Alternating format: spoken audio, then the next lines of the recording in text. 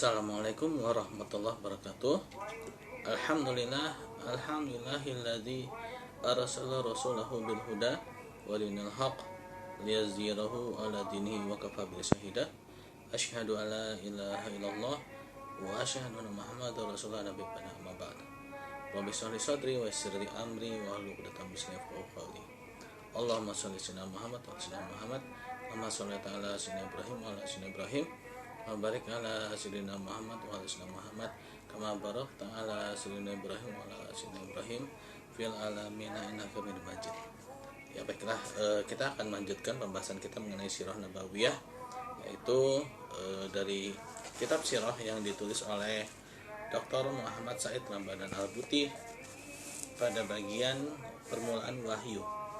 Nah, pada permulaan wahyu ini dikatakan bahwa sebelum Nabi Muhammad SAW melakukan khalwat atau melakukan uzlah, ya, menyendiri di Gua Hira, Rasulullah SAW mendapatkan sebuah petunjuk, ya, yaitu wahyu, ya, petunjuk dari Allah SWT, yaitu dimulai dari suatu mimpi yang benar. Itu Rasulullah SAW bermimpi melihat adanya cahaya yang terang laksana fajar menyingsing di pagi hari. Kemudian beliau dibuat suka oleh Allah SWT untuk melakukan khalwat setelah itu. Ini adalah hadis dari riwayat Imam Bukhari, riwayat dari Aisyah radhiyallahu anha.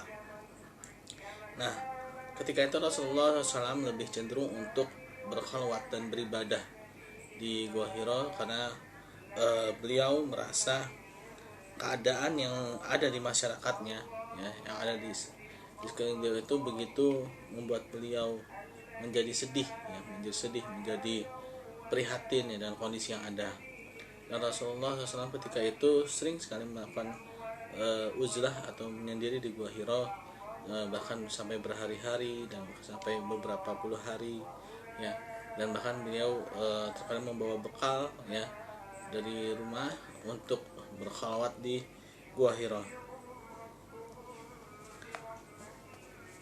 Nah, pada suatu hari Rasulullah SAW bertemu dengan malaikat Jibril alaihissalam. Yang ketika itu malaikat Jibril alaihissalam memeluk, menekap beliau, ya, menangkap beliau sampai-sampai beliau tak bisa kesulitan untuk bernafas, ya, kesulitan bernafas, dan mengatakan bacalah, ya, bacalah. Rasulullah SAW mengatakan bahwa aku tidak bisa membaca, ya, aku tidak bisa membaca. Rasulullah SAW menceritakan lebih lanjut, malaikat itu lalu mendekati aku dan memelukku sehingga aku merasa lemah sekali, kemudian aku dilepaskan. Dia berkata lagi, bacalah, dan Rasulullah menjawab lagi, aku tidak bisa membaca.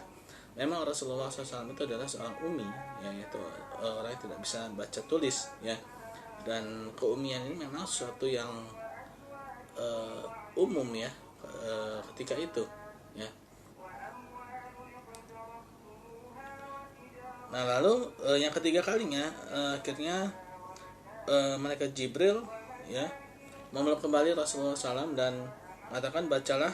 Rasulullah menjawab, aku tidak bisa membaca, dan malaikat Jibril alaihissalam menurunkan wahyu surat Al-Alaq 1-5, ya, itu yang artinya bacalah dengan nama Rabbmu yang telah menciptakan manusia dari segumpal darah dan seterusnya, ya. Nah, ini adalah permulaan wahyu yang mana ketika itu Rasulullah SAW bertemu dengan malaikat Jibril alaihissalam. Ketika itu Rasulullah SAW pulang ke rumah dengan keadaan badan gemetar, ya, ketakutan, ya, dan bahkan beliau meminta diselimuti oleh istrinya itu Khadijah radhiyallahu anha, ya, mengatakan selimutilah aku, ya. Nah, kemudian Rasulullah SAW diselimuti oleh Khadijah radhiyallahu anha, ya, sampai akhirnya hilanglah rasa takut beliau.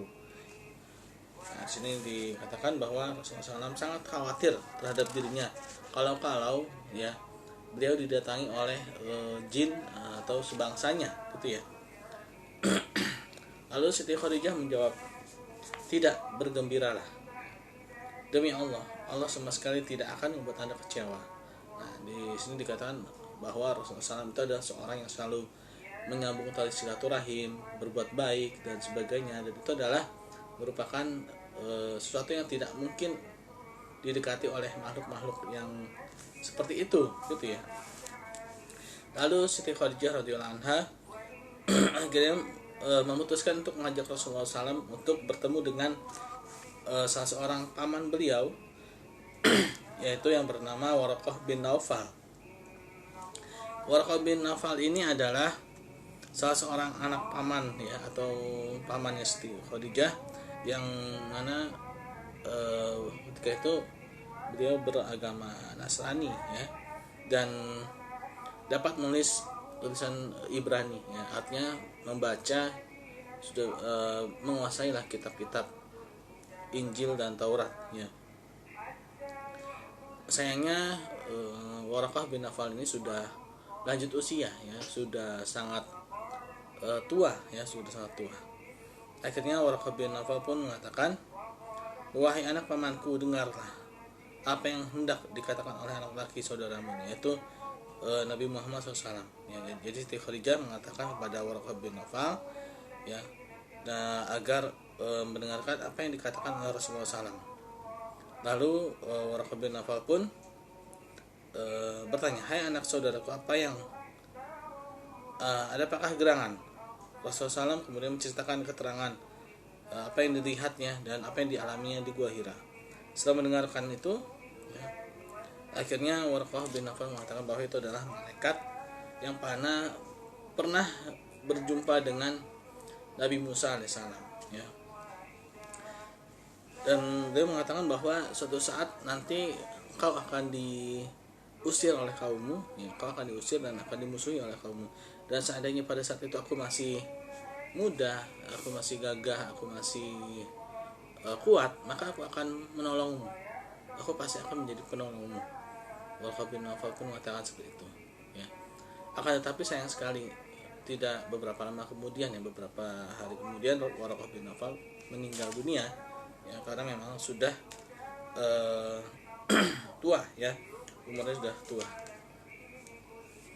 Lalu di sini adanya beberapa perselisihan berapa lama wahyu yang kedua ini diturunkan kembali ya. Ada yang meriwayatkan 3 tahun, ada yang meriwayatkan 6 bulan ya, tapi yang menjadi intinya adalah Rasulullah SAW ketika itu terjadi semacam kevakuman wahyu yang beberapa saat ya, yang mana justru membuat Rasulullah SAW menjadi sedih ya, menjadi sedih dan khawatir sampai-sampai beliau merasa ingin bunuh diri ya, lompat dari menjatuhkan diri dari jurang yang sangat tinggi, dari tebing yang sangat tinggi, karena beliau merasa khawatir ya, kalau Allah Subhanahu Wa Taala itu kecewa. Kenapa? Karena Allah sudah memuliakan beliau ya, tapi mungkin yang merasa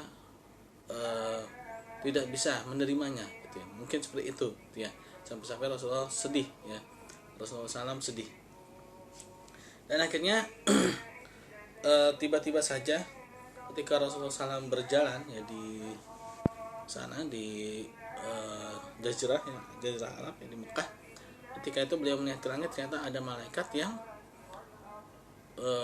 pernah bertemu dengan beliau, itu malaikat Jibril salam di langit. Dalam posisi malaikat Jibril itu duduk ya di atas sebuah kursi di antara langit dan bumi ya. Dan Rasulullah pun akhirnya kembali takut ya, sebagaimana mungkin ya wajar ya ketika baru-baru bertemu ya takut gitu kan, sebagaimana mungkin kalau kita melihat sesuatu yang belum pernah kita lihat ya, sesuatu yang belum pernah kita bayangkan gitu kan, pasti kita kan kaget ya, kita akan kaget dan pasti akan takut gitu ya. Nah, sebagaimana Rasulullah SAW ya ketika itu pun juga seperti itu ya. Dan akhirnya Rasulullah meminta Siti Khadijah kembali menyelimuti beliau, selimutilah aku ya. Akhirnya Allah Subhanahu Wa Taala menurunkan firman-Nya yang berbunyi, Ya ayyuhal mudatsir qum fa'anzir rabbaka fakabbir, ya. Hai orang-orang yang berselimut, bangunlah dan berilah peringatan, agungkanlah Rabbmu, sucikanlah pakaianmu dan jauhilah perbuatan dosa. Quran surat Al-Mudatsir, ya. Nah, sejak itu wahyu dari Allah Subhanahu wa taala pun turun secara rutin. Nah, ini menjelaskan ibrah atau manfaat apa yang bisa dipetik dari kisah tersebut, ya. Nah, ini merupakan hadis permohonan wahyu ini merupakan asas yang menentukan semua hakikat agama dengan segala keyakinan dan kesyariatnya. Ya, ini ada beberapa hal yang harus kita garis bawahi, ya. Pertama itu Rasulullah SAW benar-benar mendapatkan wahyu dari Allah Subhanahu wa taala. Ini bukanlah suatu ilham, bukanlah suatu pemikiran dari Rasulullah. Ini memang benar-benar wahyu dari Allah Subhanahu wa taala. Karena ada orang yang menganggap bahwa Al-Quran itu adalah pikirannya Muhammad. Ada yang mengatakan seperti itu, ya. Ada yang mengatakan ini adalah hasil interpretasi atau hasil pemikiran mendalamnya Muhammad. Nah, kalau memang seperti itu, ya, maka kejadian yang mana Rasulullah SAW itu ketakutan ketika bertemu dengan malaikat Jibril, seharusnya itu tidak ada. Karena ini kejadian-kejadian memang di luar dari dugaan, ya. Kejadian-kejadian memang ini di luar dari dugaan dan itu bukan sesuatu yang direncanakan, ya. Bertemu dengan malaikat Jibril, ya, dan ketakutan. Dan disinilah mengapa Rasulullah SAW melihat malaikat Jibril salam ini dengan kedua mata kepalanya untuk pertama kali, ya. Padahal wahyu itu bisa saja diturunkan dari balik tabir atau dari apa gitu. Ini untuk membuktikan bahwa memang wahyu itu bukan hasil dari pemikiran seseorang, ya. Ini memang benar-benar dari Allah Subhanahu wa taala. Nah, itu juga dikatakan bahwa kenapa Rasulullah SAW sangat takut dan terkejut, ya. Nah, ketika memahami kebenarannya, ya. Padahal cinta Allah Subhanahu wa taala kepada Rasulullah SAW dan pemeliharaannya maksudnya cukup untuk memberikan ketenangan di hatinya. Walaupun sebenarnya bisa saja Allah Subhanahu wa taala langsung memberikan ketenangan gitu kan, istilahnya tidak minta diselimuti. Nah, inilah salah satu bukti, ya, dan juga salah satu cara kalau ini memang benar-benar bukan hasil dari pemikiran seorang bahkan dengan seorang nabi sekalipun. Ini benar-benar wahyu dari Allah Subhanahu wa taala, ya. Nah, lalu mengapa setelah itu wahyu terputus sekian lama sehingga menimbulkan kesedihan yang mendalam pada diri Nabi SAW sampai timbul keinginannya sebagaimana riwayat Imam Bukhari, ya, untuk menjatuhkan diri dari atas gunung, ya. Nah, ini adalah sesuatu yang wajar, ya. Ini sesuatu yang wajar. Nah, dari jawabannya maka akan terungkap suatu kebenaran yang menghindarkan. Sebagaimana mungkin kita gimana ya? Kalau diibaratkan, ya, mungkin ini bisa jadi kurang tepat juga, ya, ibaratnya. Misalkan, ya, kita misalkan nih dikasih, taruhlah misalkan tahu saja dikasih kendaraan yang bagus gitu, misalkan, ya. Walaupun ini contoh aja, ya, contoh saja. Tiba-tiba saja kita dikasih kendaraan, karena ketika itu kita belum siap, kita kaget gitu kan. Kendaraannya bagus, misalnya taruhlah dikasih Lamborghini gitu, ya, misalnya Lamborghini. Terus saking kagetnya kita itu sampai-sampai ya nggak siap gitu kan. Nah, karena kita ketika itu nggak siap untuk menerimanya, dan padahal sih pengen gitu kan, tapi karena ketika kita kaget gitu, ya, sekaget-kagetnya, jangankan dapat Lamborghini, ya, ya mungkin mobil yang kotak aja pun kita belum pernah terbayangkan untuk dapat mobil seperti itu, misalkan, ya. Tiba-tiba saja dia ngasih Lamborghini, pasti kita kan kaget, sekaget-kagetnya gitu kan. Nah, saking kagetnya itu sampai kita tuh seperti orang yang menolak gitu, seperti orang yang menolak. Saking kagetnya itu seperti orang menolak gitu kan. Nah terus tiba-tiba saja orang yang ngasih karena melihat kita itu kaget gitu kan, khawatir nih kalau misalkan diteruskan gitu kan, belum siap gitu, takut khawatir malah meninggal gitu kan, saking kagetnya jantungnya nggak kuat. Nah terus akhirnya mobilnya ditarik lagi karena belum siap gitu ya, belum siap. Nah akhirnya apa, nah, akhirnya kan sedih, kita kan sedih, oh iya kemarin mungkin saya bersikap mengecewakan dari orang yang memberi mobil itu gitu, makanya ditarik lagi. Sampai akhirnya beberapa saat kemudian ternyata kita dikasih lagi gitu kan. Nah mungkin kita kaget lagi gitu kan, tapi mungkin tidak seperti yang pertama gitu ya, walaupun ini contoh aja ya, mungkin kurang tepat juga ya, tapi setidaknya ya seperti itu. Nah ya kita tuh seperti dikasih sesuatu yang baru ya, sesuatu yang baru, terus ini belum pernah terbayangkan dalam hidup kita ya.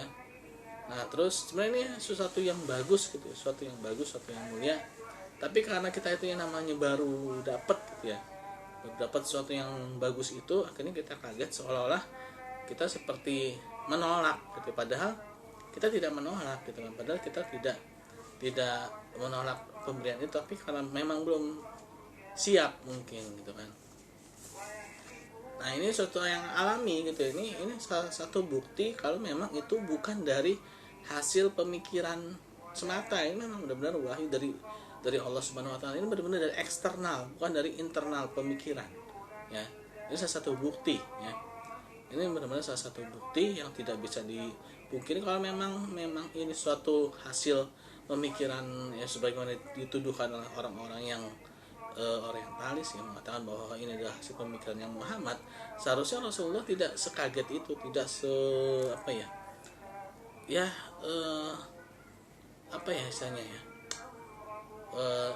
ya kaget gitu ya, tidak seperti itu. Seharusnya ya tenang-tenang aja gitu kan, pulang ke rumah terus cerita, saya punya pemikiran kayak gini nih, cerita ke istrinya gitu kan. Nah ini tapi tidak, ini kan sesuatu yang memang tiba-tiba saja gitu kan, tiba-tiba saja melihat sesuatu yang belum pernah dibayangkan ya, belum pernah terbayangkan, lalu malaikat Jibril itu mengatakan seperti itu ya, seperti ini dah ya.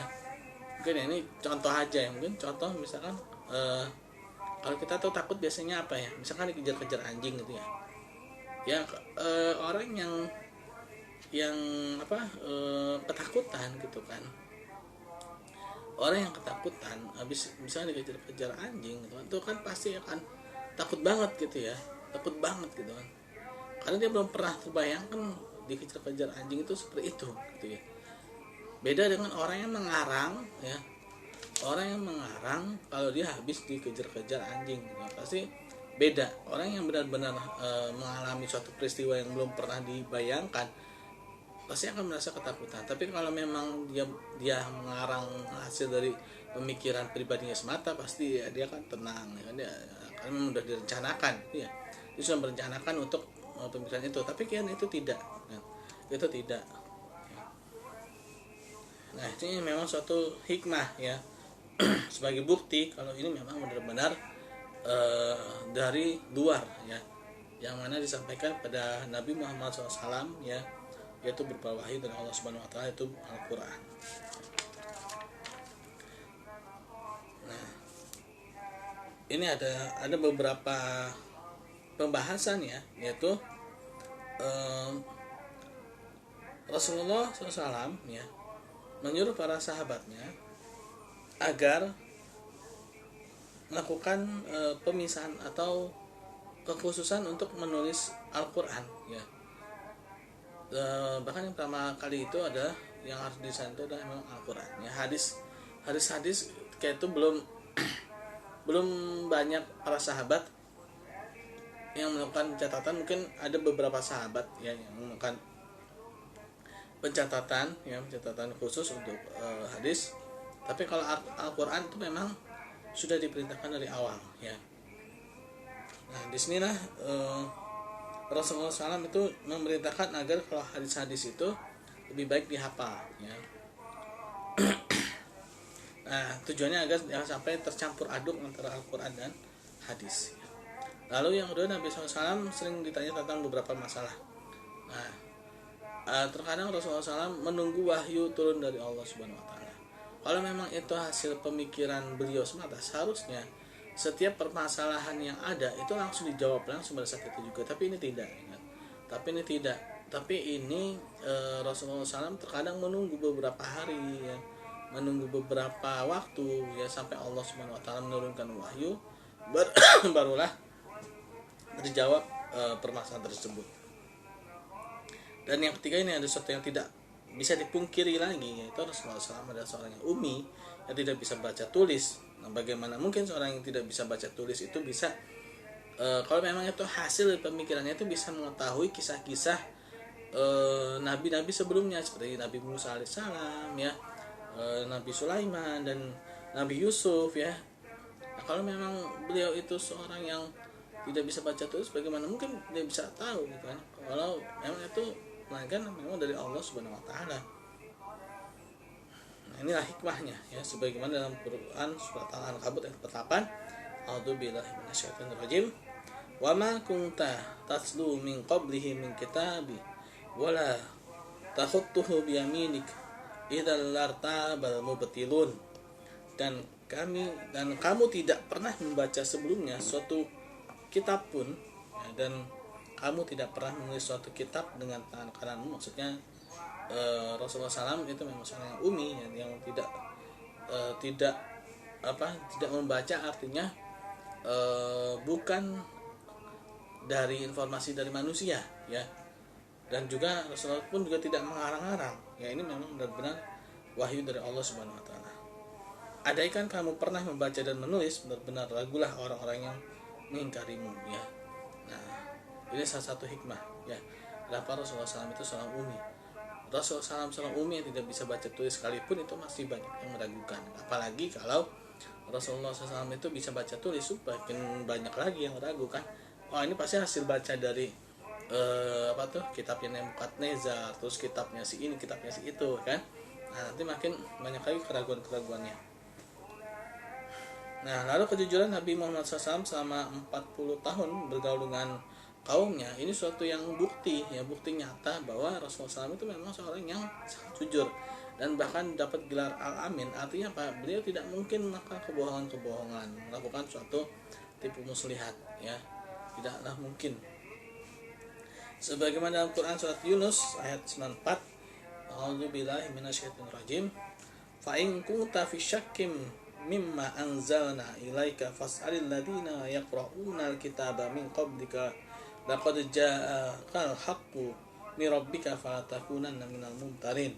Maka jika kamu Muhammad berada dalam keraguan-raguan tentang apa yang kami turunkan kepadamu, maka tanyakanlah kepada orang-orang yang membaca kitab sebelum kami. Sungguhnya telah datang kebenaran kepadamu dari Rabbmu, sebab itu janganlah sekali-kali kami termasuk orang-orang yang ragu, ya. Nah, di sini dikatakan bahwa orang-orang yang sebelum Nabi Muhammad SAW, ya, itu telah dapat petunjuk, ya, kan, tapi mereka, ya, ragu-ragu, ya, tidak yakin, ya. Nah, maka tanyakanlah, ya. Artinya orang-orang itu mereka tahu, ya, mereka itu tahu tentang Nabi Muhammad SAW. Mereka itu tahu. Nah, disitu maka dikatakan bahwa maka tanyakanlah pada orang-orang yang membaca kitab sebelum kami, ya. Kalau misalkan Nabi Muhammad SAW masih belum yakin, ya, coba tanyalah pada mereka tentang kerasulan yang terakhir, ya. Mereka itu tahu. Nah, karena itulah diriwayatkan bahwa setelah ayat ini diturunkan, Nabi SAW bersabda, la asyakku wa la as'alu, aku tidak ragu lagi dan tidak akan bertanya lagi. Nah, kita Rasulullah SAW pun yakin karena memang orang-orang yang sebelum yaitu para ahli kitab itu telah mengetahui, ya, mereka telah mengetahui tentang kerasulan dan kenabian Nabi Muhammad SAW, ya. Demikianlah mengenai penjelasan permulaan wahyu yang pertama ya. Semoga kita mendapatkan pelajaran ya, dan kita mendapatkan hikmah ya, sehingga semakin kuatlah keimanan kita. Dan kita tutup membaca hamdalah alhamdulillahirabbil alamin. Subhanakallahumma bihamdika asyhadu alla ilaha illa anta astaghfiruka wa atubu ilaik. Assalamualaikum warahmatullahi wabarakatuh.